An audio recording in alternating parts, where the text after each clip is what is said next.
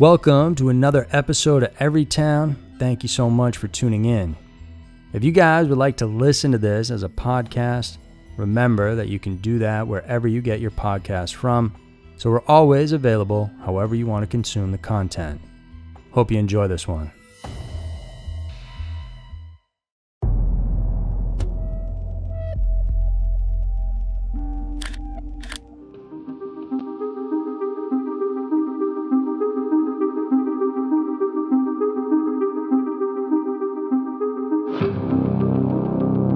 Every town has a dark side. Today we head to Hobart, which is in Lake County, Indiana, where we learn about Kelly Cochran, the serial killer who murdered her husband and lover.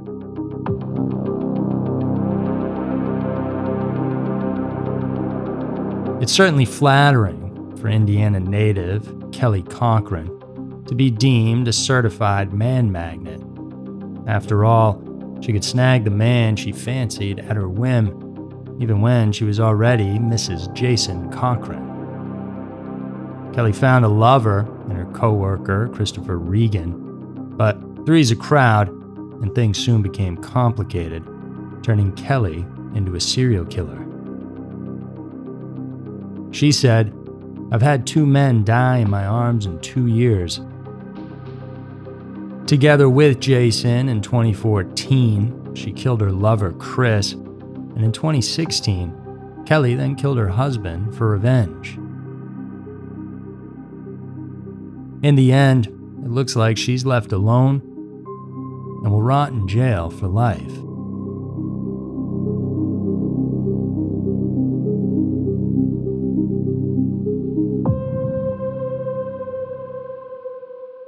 Hi, I'm Andrew Fitzgerald, and this week's Everytown podcast will bring you to Michigan's Upper Peninsula and Indiana's Lake County, where 2 distinct gruesome murders were uncovered in 2014 and 2016.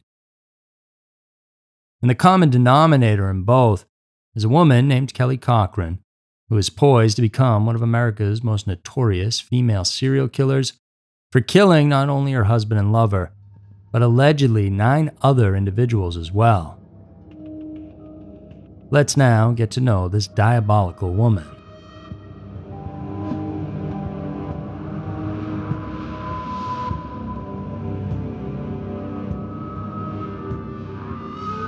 In hindsight, the murder of Chris Regan in 2014 by Kelly and Jason was hatched 12 years earlier, long before Kelly met her future co-worker with whom she had an illicit affair that ended tragically. In 2002, Kelly and Jason had gotten married and made a strange vow that went beyond for better or for worse, in sickness and in health, till death do us part.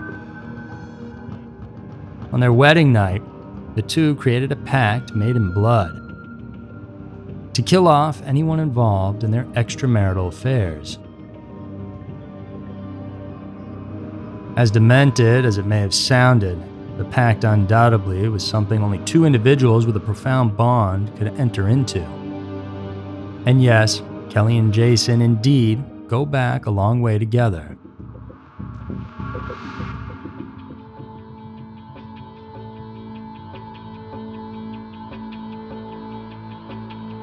Kelly's parents, Tim and Melanie Gaboyan, said that the pair had grown up next door to each other in Merrillville, Indiana, less than an hour's drive from Chicago. It's a small town in Indiana's Rose Township, Lake County, with less than 35,000 residents as of 2019. Jason and Kelly both graduated from Merrillville High School and had attended Purdue University.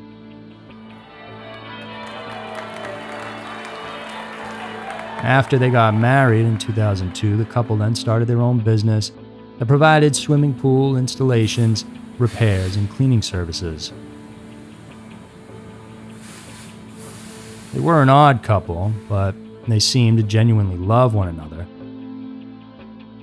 According to their friend, Jennifer Ammerman, Kelly was the conversation person.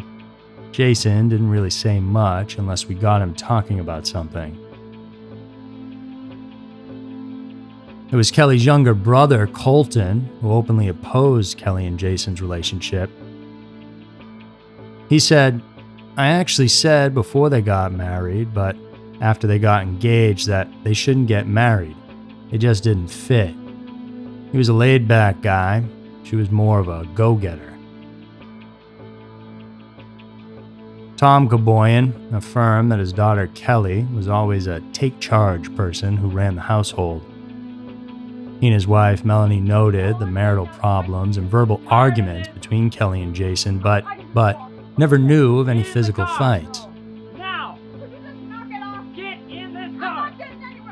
Running the business had become physically taxing for Jason, who after 10 years of doing manual labor had developed back pain that prevented him from working.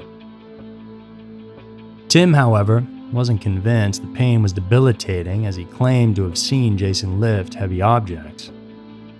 But Jason often experienced excruciating pain, and Kelly had assumed the task of earning money and paying the bills and just about everything else. Then in 2013, they decided that a change was necessary, so they moved to Caspian, a city in Iron River, Michigan, in part so that Jason could avail of a medical marijuana card that gave him legal access to the medicinal weed which helped alleviate his back pain.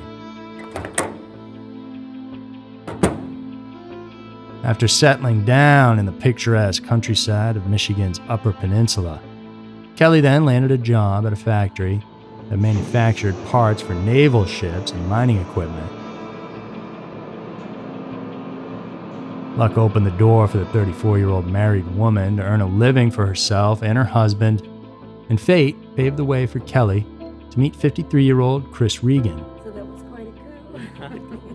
Listen, you're gonna have some work. From a professional relationship to friendship, their attachment to each other later escalated into a lethally combustible liaison.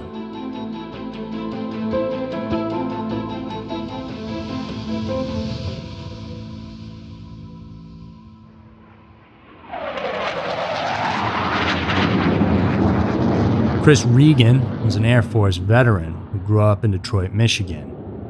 He left the service after 20 years and settled in Traverse City, Michigan, where he met and started dating Terry O'Donnell, an Iron River schoolteacher. They first crossed paths in the 1980s when Chris was stationed at K.I. Sawyer Air Force Base in nearby Marquette. Soon he moved to Iron River himself to be near Terry and take advantage of its access to the great outdoors.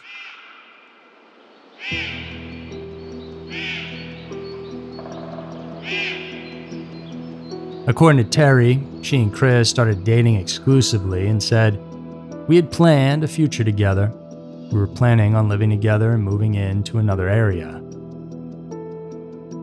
Terry sang high praises for Chris as a wonderful person who loved life. He enjoyed hiking and the outdoors, as he was energetic and always wanted to do something new and learn more. Seeking to improve himself continually, Chris even went back to college so he could be a better manager at his job. But he also had his domesticated side. Terry shared, he also enjoyed being at home and preparing a fancy dinner. He loved to sit and just converse with you. He had these beautiful blue eyes that would just make you melt. He looked at you like you were the only person that mattered. He made you feel like you were on a pedestal all the time. It was an amazing feeling. But Chris was a womanizer who engaged in flings when Terry was away, and that led to their split up. Yet, they remained friends, talking and sending messages to each other regularly. Chris decided to stay in Iron River and applied for a job at a local company where he then met Kelly Cochran, described by Terry as a friendly young woman who apparently liked to swing both ways. Chris and Kelly hit it off despite the 20-year age gap. They had a lot in common. Both were transplants to the Upper Peninsula, and both were outgoing and sociable. They often took breaks together, and their co-workers noticed their rapport and friendship at work, which kept nasty tongues wagging. But according to Terry, Chris wasn't dating Kelly. I think Chris and Kelly hooked up for sex and that was it. He never went anywhere with her. He was never seen in public with her. Probably because Kelly was a married woman, they spent time secretly at Chris's apartment, so their tryst would just be known between the two of them. He rented a small apartment owned by Terry's parents on the second floor of their grocery store. Eventually, working at the plant took a toll on Chris's knees because he was on his feet all day, and Terry constantly reminded him about going to the doctor. It eventually resulted in a minor knee surgery. Thus, Chris decided to look for a job that wasn't so physically demanding, and he found one across the country in Asheville, North Carolina. On October 14th, 2014 in the morning, Chris then texted Terry, and they were trying to patch things up. He made plans to celebrate his new job and wanted to spend Thanksgiving or Christmas that year together, but instead, a nightmare unfolded. Without Terry's knowledge, Kelly and Jason Cochran set out to put forth their sinister plan on one of Chris's last nights in Iron River. They aimed their target where Chris was the weakest, making him succumb to his carnal instincts.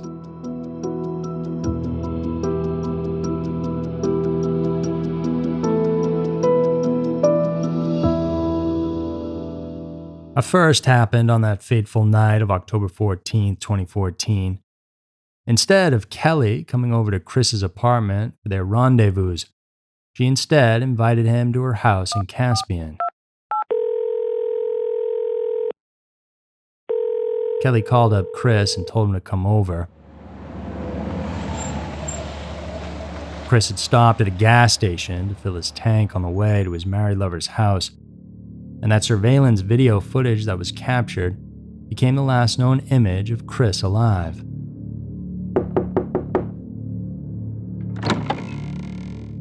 At the house that Kelly shared with her husband, Chris entered, and Kelly was quick to begin seducing him.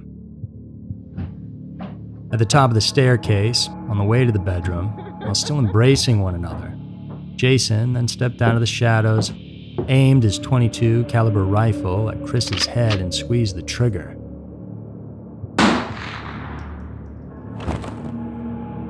The bullet tore through his skull, and death came in an instant for the third party in the Cochran's marriage. What was more horrific was how Jason and Kelly disposed of Chris's body, and that was using an electric handsaw, where Jason dismembered their murder victim in their basement. They cut Chris up and put him in plastic wrapping.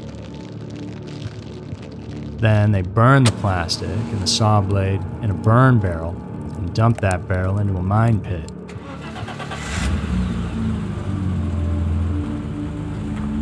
Then Jason drove Chris's car to the parking ride, and he and his wife scattered Chris's mutilated body in the woods off Bentoga Trail in Crystal Falls Township.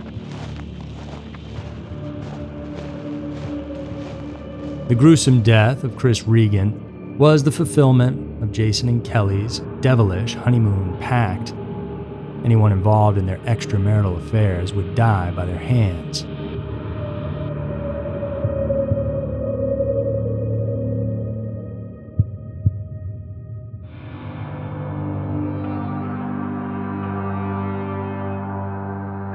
Ten days after last talking with Chris Regan on October 14, 2014, his ex-girlfriend, Terry O'Donnell, became concerned that she never heard from him after that.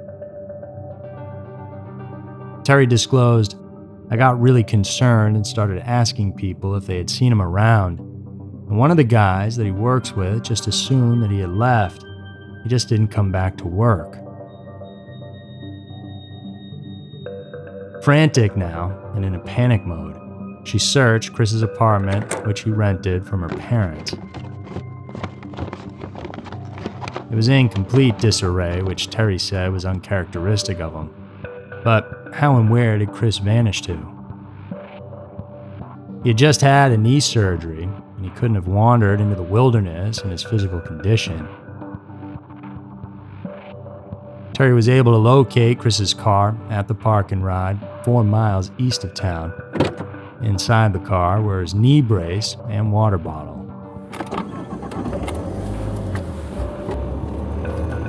She then drove to the Iron River Police Department to report him as a missing person. Laura Frizzo was then the police chief of Iron River, and she asked Terry who Chris hung out with. That's when Kelly's name came up. And furthermore, while scrutinizing Chris's car, police found a key clue pointing straight to Kelly herself. On the front passenger seat was a small piece of paper with written directions to Kelly's house. My gut is telling me that we need to make contact with this Kelly Cochran, said Police Chief Frizzo. Immediately, Michigan State Police converged at the house Kelly shared with her husband Jason. At first, the man of the house denied Kelly was at home when police asked for her, and Jason also said Kelly hadn't done anything wrong. Eventually, Kelly came down and faced the authorities at the door. While she was described by the police as friendly, outgoing, not the least bit nervous, Jason was emotionless and stood off to the side. During the questioning, Kelly said that she hadn't seen Chris for a couple of days and she had no idea where he could be. But at that point, Chris had been gone for more than 2 weeks already, so suspicions were already raised. Then Kelly admitted that she and Jason had a romantic relationship going on, but she didn't go into the details on that. Cops asked the Cochran couple to come down to the station for an interview. They headed over there. Jason tried to divert his conversation by talking about his back injury, as if trying to change directions on what the focus was, so that maybe they wouldn't look at him as a possible suspect. But at one point, he did show how upset he was with Kelly and her extramarital affairs, not just with Chris, but with other men as well. Then it was Kelly's turn for the interview, and she admitted she loved Chris, but that she and Jason were in an open marriage and he was fine with it. She then went on to describe in graphic detail the animal passion in her secret love life, and she recalled the last time that she and Chris had sex was in the living room. Kelly also claimed Chris didn't come over to her house for dinner, even though police had found the directions to her house in his car. Her phone records and the communication with Chris Regan also indicated that she wasn't at his apartment at that time. At the end of the interview, there was no evidence connecting Kelly and Jason to Chris's disappearance.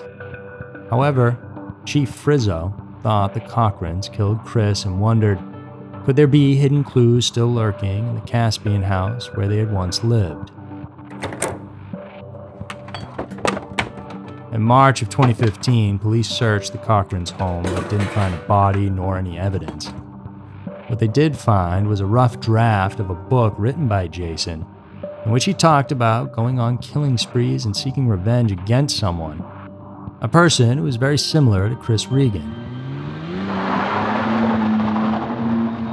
Shortly after that, the Cochrans hurriedly left town, leaving almost everything behind, returned to Indiana, and moved to the town of Hobart. Jason and Kelly were able to return to Indiana scot-free since police didn't have solid proof to make a murder charge stick. Yet, Police Chief Frizzo still believed that both of them had a motive for murdering Chris. So she relentlessly pursued the case and did further investigations of the Cochrans' abandoned Caspian home, and then she thought that they had hit the jackpot. You could see some patterns on the ceiling above the door where you entered the front of the house, identical to what it would look like if someone assaulted someone with a weapon. and the spray-off hit onto the ceiling. We also found a loaded .22 under the TV in the living room, said Chief Frizzo. But unfortunately, it was impossible to determine if the weapon was used to kill Chris, as no body was ever found.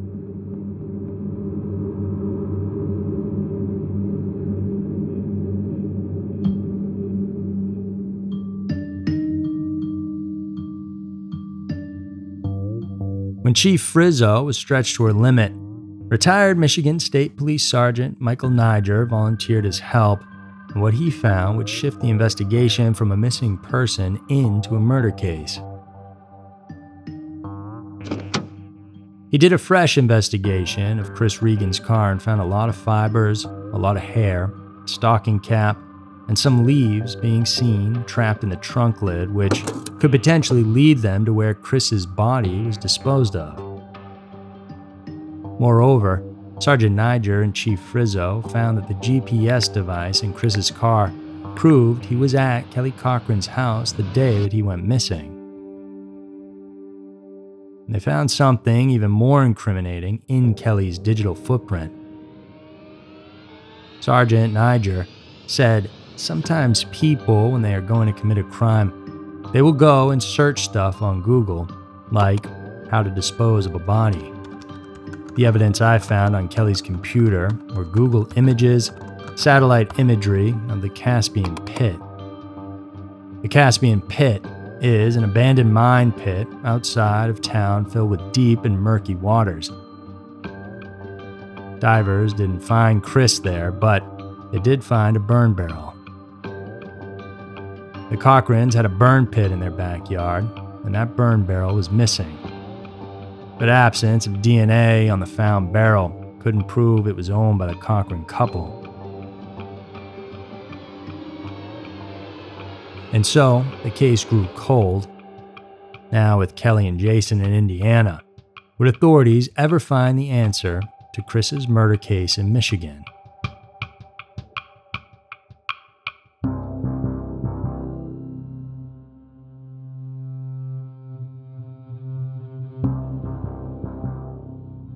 "16 months later, on February 20th, 2016, Kelly Cochran made a frantic 911 call in Lake County.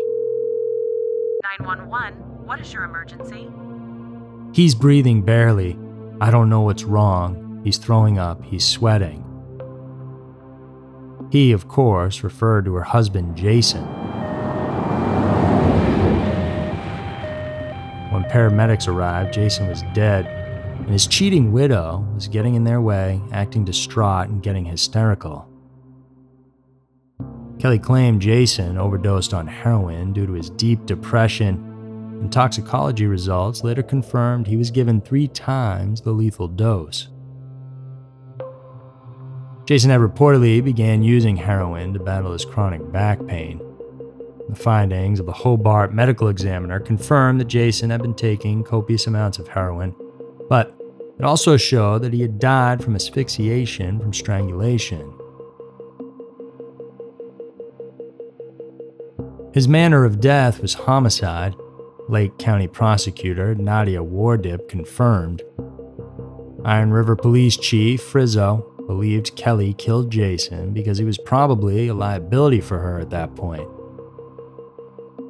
She was concerned that Jason would end up spilling the beans and she would get into trouble herself. Police repeatedly interviewed Kelly and thought she was about to crack. But in late April of 2016, she actually texted detectives that she was on the West Coast living on the lam. Now a suspect in 2 murders, Kelly faced warrants for her arrest. Detectives eventually tracked her to her cousin's home in Kentucky and then arrested her on April 28, 2016.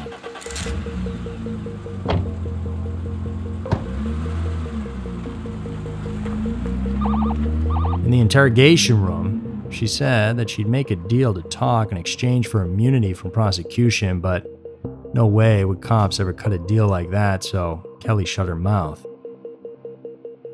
Then Detective Jeremy Ogden set an almost unbelievable trap by asking Jason's friends to make up a story that would freak Kelly out. The friend called up Kelly, telling her that he received a letter from Jason in the mail containing a note that said, "If something should happen to me, please mail this letter to the Iron River Police Department." And Kelly fell for it. She said, "Please don't mail it while breaking down." This paved the way for hundreds of hours of interviews, and Kelly finally came clean about what happened to Jason. She had injected him up with a large dose of heroin to subdue him a little bit, and then she covered his nose and mouth with her hands and suffocated him. She also detailed that Jason, furious about her ongoing affair with Chris, forced her to lure her lover over for sex at their home on October 14, 2014, and how he was killed, dismembered, and his mutilated body scattered in the woods. She told detectives her affair with Chris was the only good thing I had in my life. After his murder, she blamed Jason and decided to murder him. It was revenge. I evened the score, Kelly boldly said. Now, the confession was complete.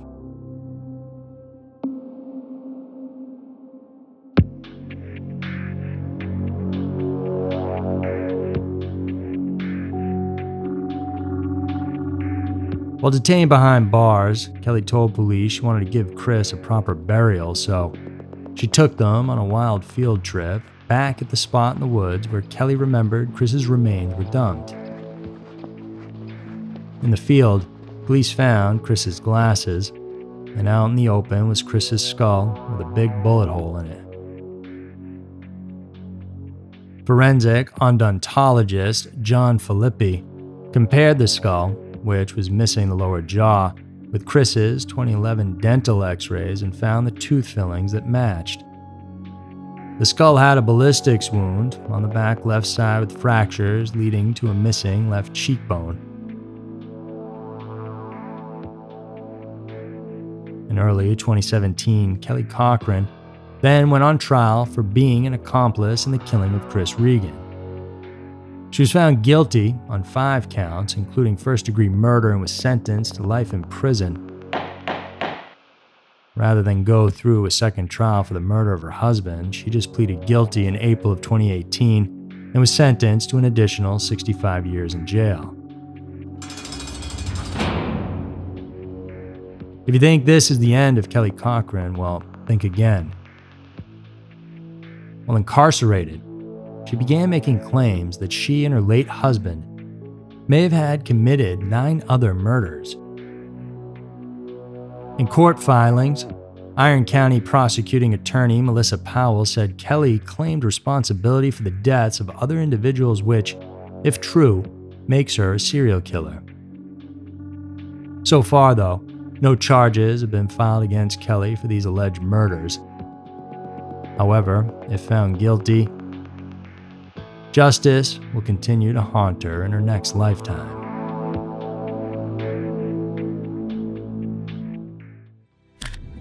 Thanks so much for tuning in. If you enjoyed this video, then check out some of our other creepy stories on the right, and remember to subscribe. That's it for this week's episode of Everytown. Tune in next week for another one filled with scary, strange, and mysterious stories, because who knows, maybe your town will be next.